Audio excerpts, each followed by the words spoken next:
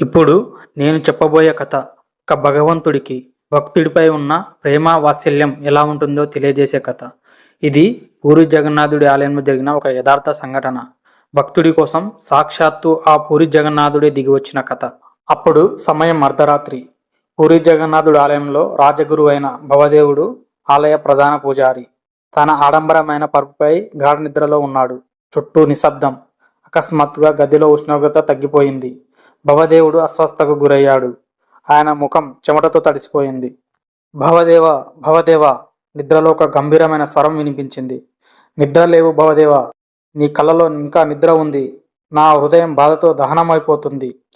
అప్పుడే భగవానుడు జగన్నాథుడు తన విరాట దివ్య స్వరూపంతో ప్రత్యక్షమవుతాడు.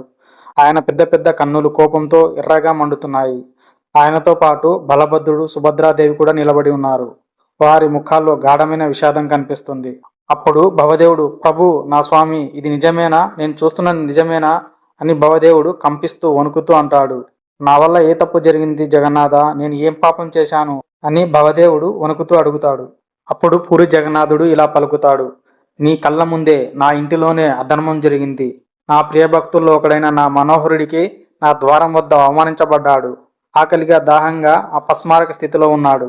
మరి నువ్వు ఇక్కడే సుఖంగా నిద్రపోతున్నావు అని ఎంతో కోపంతో ఆ పూరి జగన్నాథుడు అంటాడు. అప్పుడు భవదేవుడు, మనోహర, ఎవరు ఆయన ప్రభు? నాకు తెలియదు అని అంటాడు. తెలియదా? నీ అహంకారి పూజారులు నా భక్తుడిని తోసివేసి బయట నెట్టేశారు. అతని సేవకుడిని నేను. అతని కోసం ప్రత్యక్షం చేసిన పుష్పాలను చెత్తలా విసిరేశారు. ఆ భగవానుని స్వరూపం బాధతో కంపిస్తుంది. వెళ్ళు భవదేవ, ఇప్పుడు వెళ్ళు. నా మనోహరుని వెతుకు. గౌరవంతో గర్భగృహానికి తీసుకురా. అతని వాడిపోయిన పూలను నా పాదాల వద్ద సమర్పించు. జ్ఞాపకం ఉంచుకో, ఉదయం సూర్యోదయం కన్నా ముందు నా భక్తుడు నా ముందుకు రాకపోతే ఈ పూరి ఆలయానికి సూర్యోదయం శుభప్రదం కాదు అని ఎంతో కోపంతో అంటాడు. ఆ మాటలకి ఆ భవదేవుడి స్వప్నం ఎగిరిపోతుంది. భవదేవుడు కేకలు వేసి లేస్తాడు. ఆయన శరీరం వణుకుతోంది. హే మహాప్రభు, ఇది ఏమిటి? సర్వనాశనం జరుగుతోంది. ఎవరి మనోహరుడు? ఎక్కడున్నాడు అంటూ కేకలు వేస్తూ సేవకులను పిలుస్తాడు. అందరూ లేచి కాగడాలను వెలిగించండి, ఆలయం మొత్తం వెతకండి, ఆ మనోహర దాసును ఇప్పుడు ఎక్కడున్నాడో కనుగొనండి అని ఆ భవదేవుడు అందరినీ కేకలు వేస్తూ అడుస్తాడు. భవదేవుడు సింహద్వారం వద్ద ఉన్న ఇద్దరు పూజారులను వెతుక్కుంటూ పరిగెత్తుకుంటూ వెళ్తాడు. ఈరోజు సింహద్వారం వద్ద పనిచేస్తున్నది మీరే కదా అని ఆ పూజారులను అడుగుతాడు. అప్పుడు ఆ పూజారులు గజగజ వణుకుతూ వారు ఒకరి మొహం ఒకరు చూసుకుంటారు. అబద్ధం చెప్పకండి, పూరి జగన్నాథుడు నా స్వప్నంలోకి వచ్చాడు, నాకు ప్రత్యక్షమయ్యాడు, నిజం చెప్పండి అని అడుగుతాడు. అప్పుడు పూజారులు భయంతో ఇలా అంటారు. మందిరంలో జనసందోహంతో ఉంది. అలసటతో నిండిన కళ్ళతో మనోహర్ దాస్ వచ్చి వినమ్రంగా అడిగాడు. అయ్యా, నేను ఈ మహేంద్ర పర్వతం నుండి దూరంగా వచ్చాను.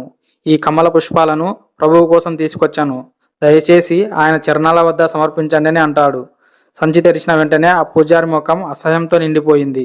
ఇవి వాడిపోయిన పూలు, దుర్గంధం వస్తున్నాయి, దేవుడికి ఎలా సమర్పించాలని కోపంతో అంటారు. అయినా పట్టు వదలకుండా మనోహర్ దాస్ వేడుకుంటాడు. ఇవి సాధారణ పూలు కావు. నేను వస్తున్న మార్గం మధ్యలో ప్రభు కృపతో దొరికాయి. నా భక్తి నిజమైనది. నేను ఎంతో భక్తిభావంతో ఆ స్వామికి అర్పించడానికి తీసుకొచ్చాను అని అంటాడు. అప్పుడు ఆ పూజారులు కోపంతో పూల సంచిని నేలకు విసిరేస్తారు. ఆ మనోహర దాసును తోసివేస్తారు. అప్పుడు భవదేవుడు ఇలా అంటాడు. మూర్ఖులారా, మీరు భక్తుడిని కాదు, స్వయంగా భగవాన్నే తిరస్కరించారు. మనోహర దాసును ఆ పూజారులు ఎక్కడైతే తోసివేశారో అక్కడికి భవదేవుడు పరుగు పరుగున వెళ్తాడు. అక్కడ మాసిపోయిన బట్టలతో, అలసిపోయిన శరీరంతో, అపస్మారక స్థితిలో పడి ఉన్న మనోహరుని చూస్తాడు. అక్కడ మనోహరి చుట్టూ వాడిపోయిన కమలాలు పడి ఉంటాయి. అది చూసిన భవదేవుడు ఎంతో భావోద్వేగానికి గురవుతాడు. కన్నీటితో అతడిని వేడుకుంటాడు. మహాప్రభు, సాక్షాత్తు ఆ పరమాత్ముడే నిన్ను గర్భగుడికి ఆహ్వానించాడు. దయచేసి మీరు తెచ్చిన ఆ కమలాలను తీసుకొని ఆ పూరి జగన్నాథుడి చరణాలకు సమర్పించాలని వేడుకుంటాడు. అప్పుడు ఆ భవదేవుడు ఆ మనోహర దాసుని పూరి జగన్నాథుడి ఆలయం గర్భగుడిలోకి తీసుకువెళ్తాడు. తాను తెచ్చిన ఆ వాడిపోయిన కమలాలను ఆ పూరి జగన్నాథుడి చరణాల వద్ద సమర్పిస్తారు. అప్పుడు ఆలయంలో ఉన్న అందరూ చూస్తుండగా ఒక ఆశ్చర్యకరమైన విషయం జరుగుతుంది. అదేంటంటే ఆ వాడిపోయిన కమలాలు ఎంతో తేజస్సుతో అప్పుడే వికసించిన ఎరుపు గులాబీ రంగులోకి మారి ఎంతో సుగంధాన్ని వెదజల్లుతాయి. అది చూసిన ఆ ఆలయంలోని భక్తులందరూ ఆశ్చర్యపోతారు. అప్పుడు అక్కడ ఉన్న వారందరికీ ఒక విషయం అర్థమవుతుంది. అదేంటంటే భగవంతుడికి భక్తితో సమర్పించే ఏదైనాను ఆ భగవంతుడు స్వీకరిస్తాడని గుర్తిస్తారు. ఇదే విషయాన్ని భగవద్గీతలో ఆ శ్రీకృష్ణ పరమాత్ముడు మనకు బోధిస్తాడు. అదేంటంటే ఫలమైనను, పత్రమైనను, ఉదకమైనను, జలమైనను ఏదైనాను సరే అది భక్తితో నాకు సమర్పించినప్పుడు అది నాకు చేరుతుందని అర్జునుడితో ఆ శ్రీకృష్ణ పరమాత్ముడు బోధిస్తాడు.